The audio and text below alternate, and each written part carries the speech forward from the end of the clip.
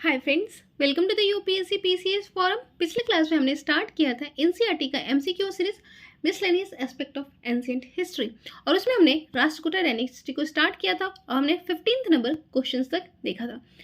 और साथ ही साथ मैं आपको बोलूँगी कि मैंने ज्योग्राफी का काफ़ी डिटेल वीडियो बनाया हुआ है प्लेलिस्ट में। अगर आपने नहीं देखा है तो ज़रूर जाके देखें, अच्छे से आपके कंसेप्ट की क्लैरिटी मिलेगी। और घटना चक्र के भी वीडियो मैंने बनाए हुए हैं जो कि डायरेक्टली एग्जाम में वहाँ से क्वेश्चन है, एक प्रीवियस ईयर टाइप का वहाँ पे क्वेश्चन है, तो आप ज़रूर उसको देखिए, बहुत हेल्प मिलेगा किसी भी स्टेट पीसीएस, एसएससी, सीजीएल के एग्जाम में भी, इनफैक्ट यूपीएससी के एग्जाम में भी वहाँ से क्वेश्चन, क्योंकि बहुत सारे क्वेश्चन जो होते हैं वहाँ से हमारे कंप्लीट होते हैं। ठीक है। और एनसीईआरटी तो आपको पता ही है काफ़ी इंपॉर्टेंट होता है, काफ़ी ऑथेंटिक सोर्स होता है हमारे एग्जाम पॉइंट ऑफ व्यू से।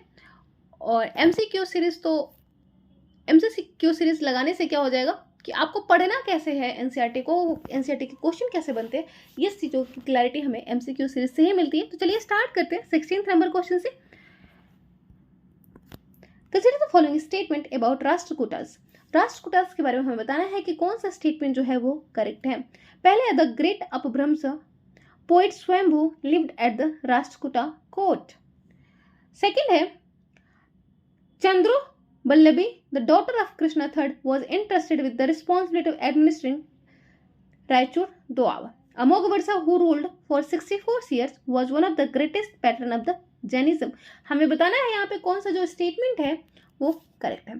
तो पहला क्या है ऑप्शन स्टेटमेंट कि द ग्रेट अब्रमसा पोएट स्वयंभू lived at the Rashtrakuta court. तो यस, स्वयंभू जो कि एक अब्रम्स पोएट थे वो राष्ट्रकूटा के कोर्ट में रहते थे, ये बिल्कुल सही बात है। हमारा जो फर्स्ट स्टेटमेंट है वो करेक्ट है। जो सेकेंड स्टेटमेंट है Chandro Ballabhi the daughter of Krishna third was interested with the responsibility administrating Raichur Doab. तो ये जो स्टेटमेंट है ये हमारा गलत है क्योंकि वो कृष्णा थर्ड की बेटी नहीं थी। ठीक है, तो ये हमारे स्टेटमेंट जो होता है वो गलत है। Amoghavarsha who ruled for 64 years was one of the greatest patron of Jainism, ये बिल्कुल सही बात है। तो हमारा जो यहाँ पे स्टेटमेंट पूछा जा रहा है कौन सा करेक्ट है, तो ऑब्वियसली सेकंड स्टेटमेंट हमारा इनकरेक्ट है, हमारा ऑप्शन सी हो जाएगा करेक्ट, क्योंकि 1 और 3 जो है वो करेक्ट स्टेटमेंट है। राष्ट्रकूटास पैटर्न थे किसके? आर्ट एंड लिटरेचर के।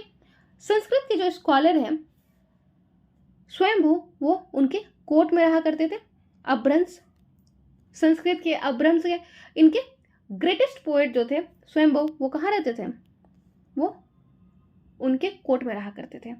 अमोघवर्षा 64 साल तक रूल करते हैं और उनके द्वारा सबसे ज्यादा जैनिज्म को पैट्रनाइज किया जाता है क्योंकि वो खुद जो थे वो एक सैन थे। और चंद्रबल्लभी किसकी बेटी थी? अमोघवर्षा फर्स्ट की बेटी थी, कृष्णा थर्ड की बेटी नहीं थी और उनको रिस्पॉन्सिबिलिटी दिया गया था administration of Raichur Doab. 17 number question देख लेते हैं। Identify the incorrect statement. Incorrect match pair हमें बताना है। यहाँ पहले दिया हुआ है यहाँ पे Govind III annexed Malwa. Amoghavarsa defeated Mahipala of Pratihara dynasty. Krishna III erected a pillar of victory in Rameshwar और all of the above। हमें बताना है यहाँ पे कौन सा इनकरेक्टली मैच है। पहले जो है गोविंद III वो एनेक्स करते हैं मालवा को, बिल्कुल सही बात है ये। Amoghavarsha defeated Mahipala of Pratihara dynasty नहीं, अमोघवर्ष जो है उनके जो ग्रैंड सन हुआ करते थे इंद्र III, उन्होंने डिफीट किया था महिपाला ऑफ प्रतिहारा को। ठीक है, तो प्रतिहारा डायनेस्टी के जो महिपाला थे उनको जो डिफीट करने वाले थे वो अमोघवर्ष के ग्रैंडसन हुआ करते थे। अमोघवर्ष नहीं है, हमारा सेकंड स्टेटमेंट जो है वो इनकरेक्ट हो जाता है।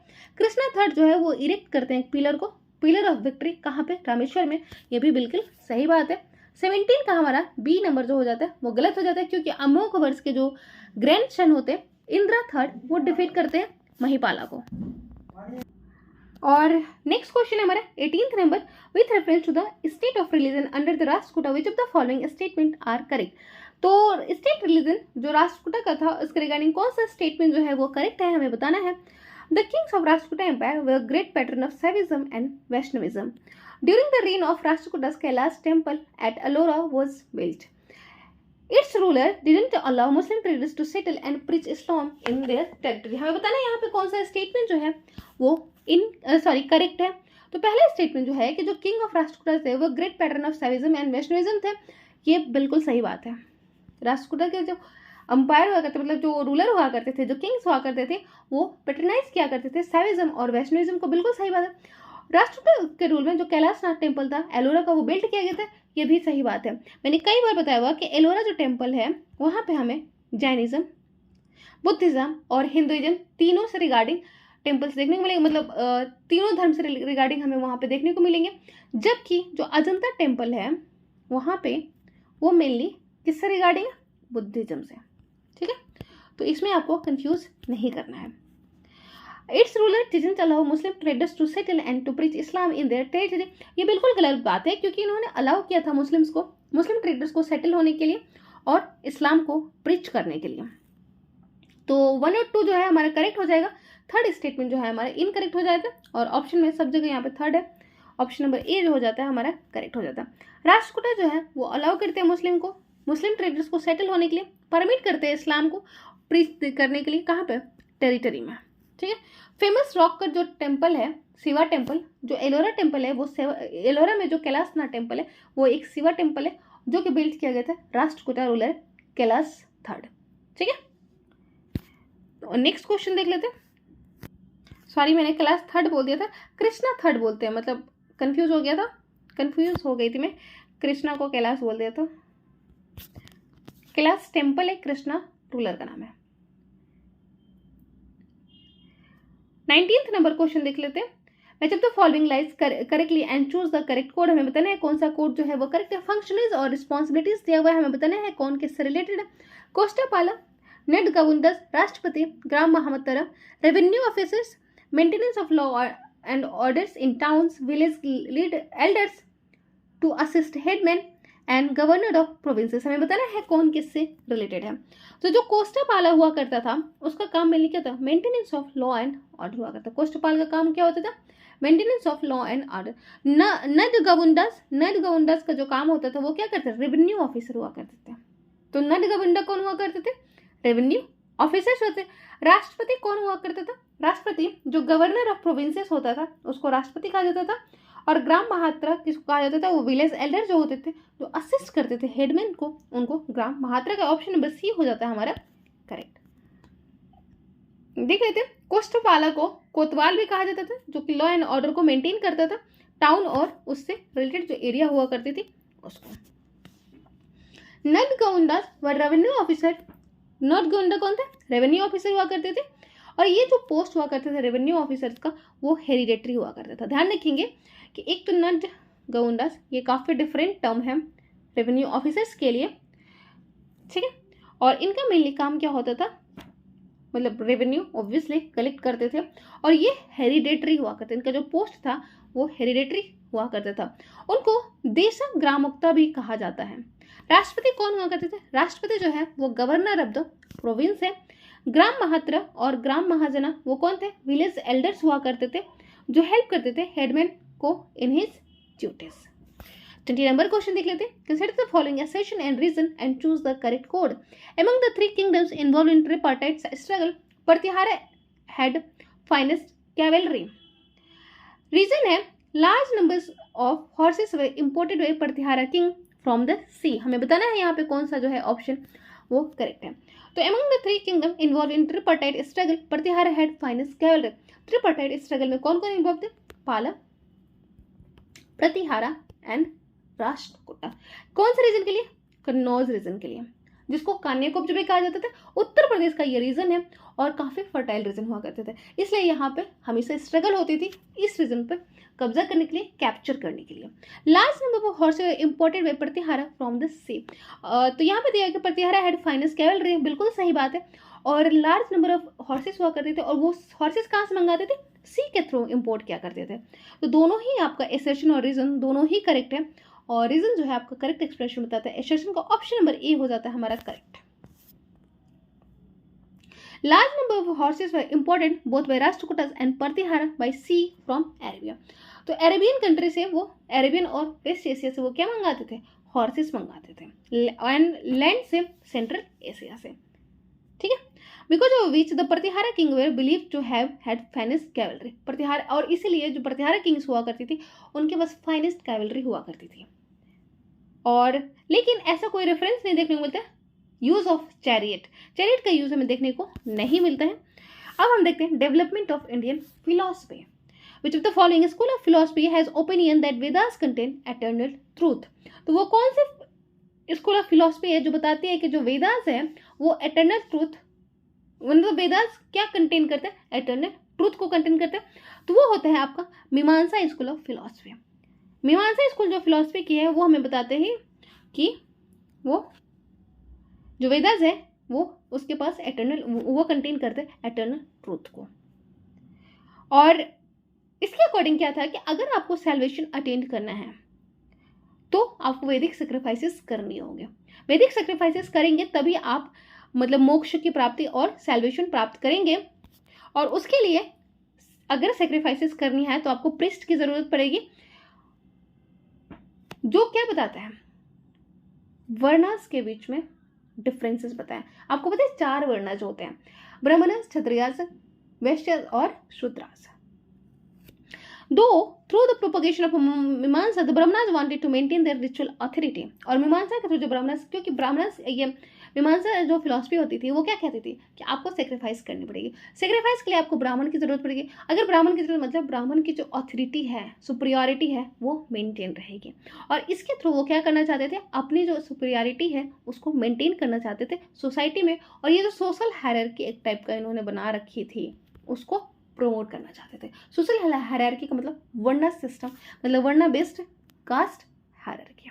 ठीक है, 22nd नंबर क्वेश्चन देख लेते हैं। The Brahma Sutra of Vajrayana compiled in the 2nd century BC form the basic tenet of which of the following ancient school of Indian philosophy. तो जो ब्रह्म सूत्र ऑफ वज्रयान है वो कंपाइल होता है 2nd century BC में और बेसिक टेनेंट्स बनाता है किस स्कूल ऑफ फिलोसफी का, तो वो है वेदांता स्कूल जो फिलोसफी का है, वो उसका बेसिक टेनेंट बनाता है ब्रह्म सूत्र जो वज्रयान का है वो। वेदांता का मतलब ही क्या होता है, Ved, Veda plus anta, that means end of Veda. End of Veda होता है वेदांता का मतलब। और इसके ऊपर 2 फेमस कमेंट्री भी लिखा गया था, एक शंकराचार्य के द्वारा और दूसरा रामानुजाचार्य के द्वारा। ठीक है, 23rd नंबर क्वेश्चन देख लेते हैं। The following philosophy of India propounded the atomic theory. तो एटॉमिक थ्योरी कौन से फिलोसफी के द्वारा प्रोपाउंड किया जाता है, तो वो है आपका वैशेषिका। वैशेषिका जो फिलोसफी है वो एटॉमिक थ्योरी बताती है। ठीक है, और ये फिलोसफी जो है वो सबसे ज्यादा किसको इंपॉर्टेंस देते हैं, मटेरियल्स पे। मटेरियल्स दैट मीन्स जिसको हम हिंदी में द्रव्य भी कहते हैं। ठीक है, आपको पता है कि हम केमिस्ट्री में मेनली पढ़ते हैं कि जो एटम्स होते हैं, मतलब जो कोई भी ये मटेरियल्स होता है, कोई भी द्रव्य होता है, जो मैटर्स होता है वो क्या कंटेन करते हैं, एटम्स, बहुत सारे एटम्स कंटेन करते हैं। ठीक है, कोई भी ऑब्जेक्ट होता है वो किसका बना होता है, एटम्स का बना होता है। आपने पढ़ा होगा कि एटम्स का बना होता है। और एटम्स क्या क्या कंटेन करते हैं आपको पता है, इलेक्ट्रॉन, प्रोटॉन और न्यूट्रॉन।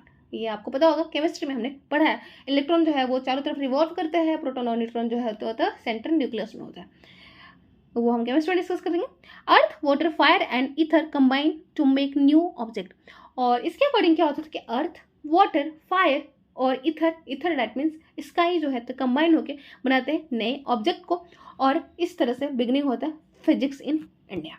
ठीक है, 24th नंबर क्वेश्चन देखते हैं। न्याय फिलोसफी का सिस्टम वॉज प्रोपगेटेड बाय। तो जो न्याय फिलोसफी सिस्टम थी वो किसके द्वारा प्रोपगेट की गई थी, तो वो है आपके गौतम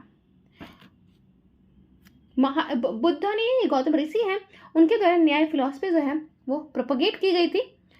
और ये जो सिस्टम था वो बेस्ड था सिस्टम ऑफ लॉजिक के ऊपर।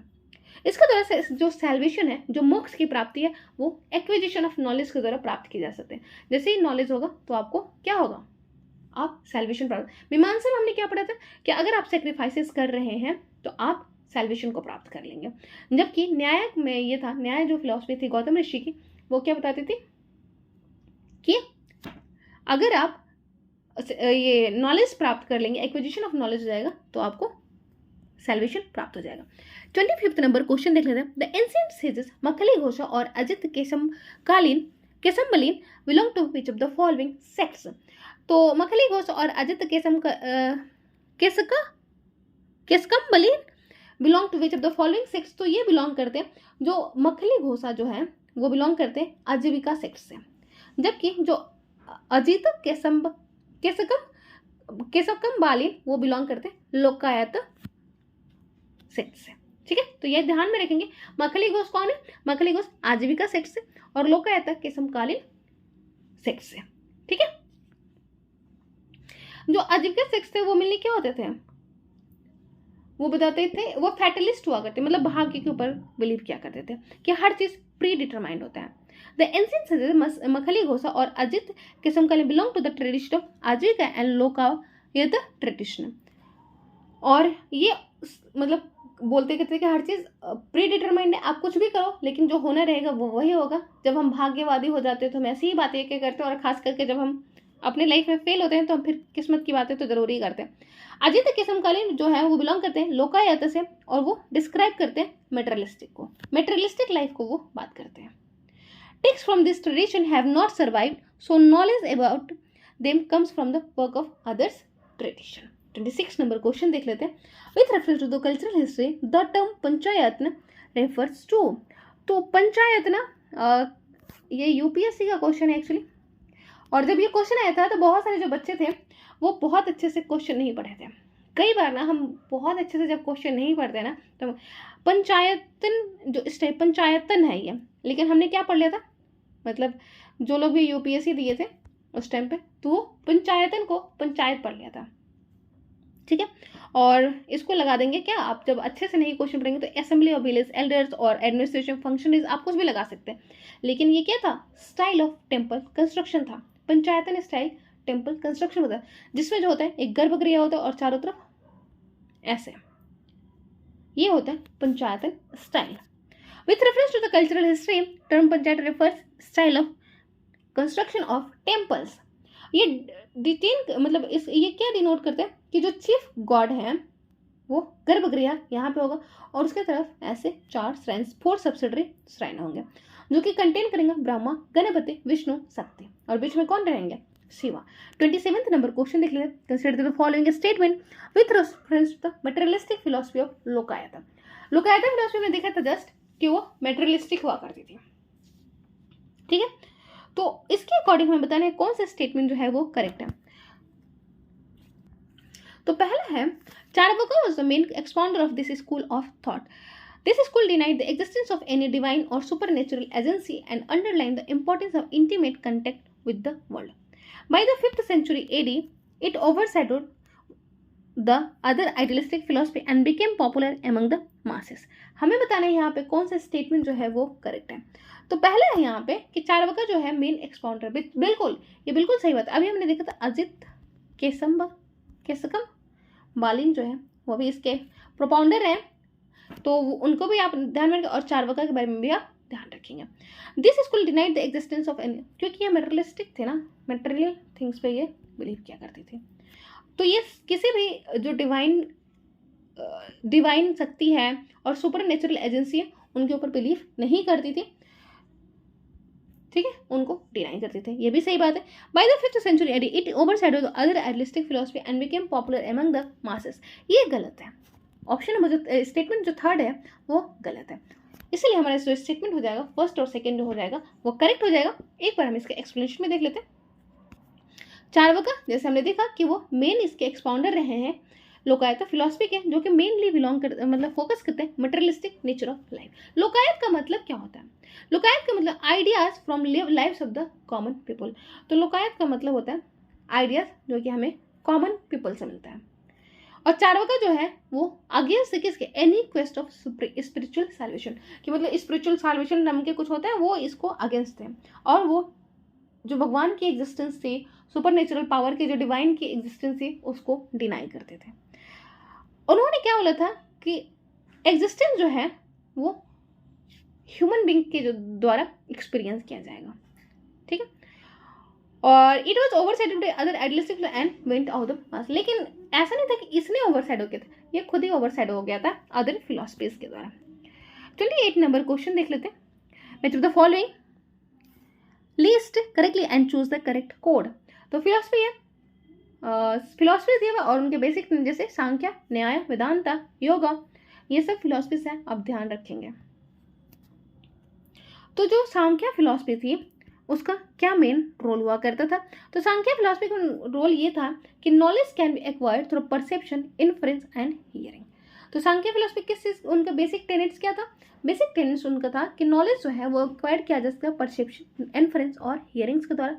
तो फर्स्ट का आपका हो जाता है सी। न्याय क्या था? न्याय जो फिलॉसफी थी वो किस बात पे बिलीव करती थी? तो न्याय फिलॉसफी बिलीव करती थी कि सैल्वेशन, हमने भी जैसे देखा था गौतम ऋषि से ये बिलोंग करती थी, तो गौतम ऋषि के द्वारा ये प्रपोन किया गया था। तो ये जो सांख्य फिलॉसफी थी वो कपिल ऋषि से, आप ध्यान रखेंगे।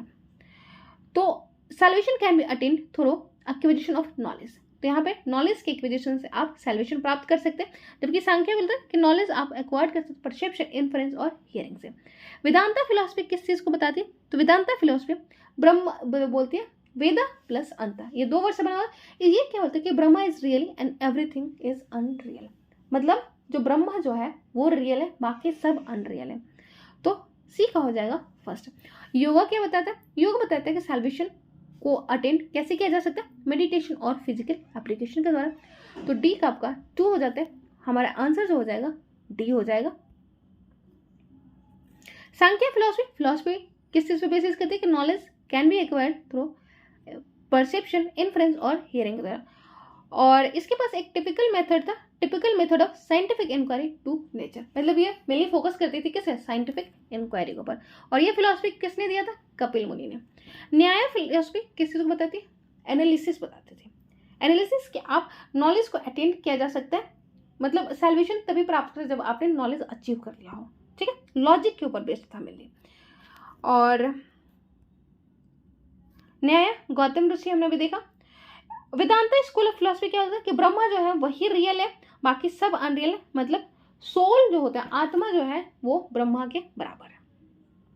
जबकि योगा जो स्कूल है वो आपको पता है पतंजलि के द्वारा एम्फसाइज किया गया था। और ये क्या बताते हैं? मेडिटेशन और आसन जो है उससे आप सैल्वेशन प्राप्त कर सकते हैं। और ये प्राणायाम को ऊपर ज्यादा फोकस किया करता था, ब्रीदिंग एक्सरसाइज जो हुआ करते थे।